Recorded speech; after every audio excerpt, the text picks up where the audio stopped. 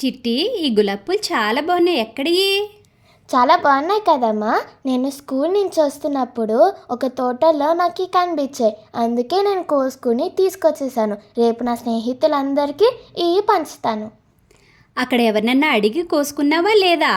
ఎవరు లేరమ్మా, అందుకే నేనే కోసేసుకుని తెచ్చేసా. అలా మంది కాని దాన్ని ఎవరిని అడగకుండా తీసుకోవడం తప్పు కదూ. తప్పేలా అవుద్దమ్మా? అదే మన తోటలోంచి మనల్ని అడగకుండా ఎవరైనా కోసుకుంటే మనకు బాధ అనిపించదు? అనిపిస్తుందమ్మా. అందుకే మనది కాని దాన్ని ఎప్పుడూ మనం ఇతరులను అడగకుండా ముట్టుకోకూడదు, సరేనా? సరే అమ్మా. మరి భద్రం ఏం చేస్తున్నాడు? భద్ర నా పక్కనే నుంచుని తల ఊపుతూ ఇంకా కోయమంటూ చెప్పాడు. తప్పు భద్రం, నువ్వు నిజమైన స్నేహితుడు అయితే అలా చేస్తావా? ఇద్దరూ కూడా ఇవాళ నుంచి మంది కాని వస్తువుని వేరే వాళ్ళని అడగకుండా ఎప్పుడు తీసుకోకూడదు, సరేనా? సరే అమ్మా. ఇలాంటి మరిన్ని మంచి విషయాల కోసం రేపు మన తెలుగు అమ్మబడిలో కలుసుకుందామా? కలుసుకుందాం.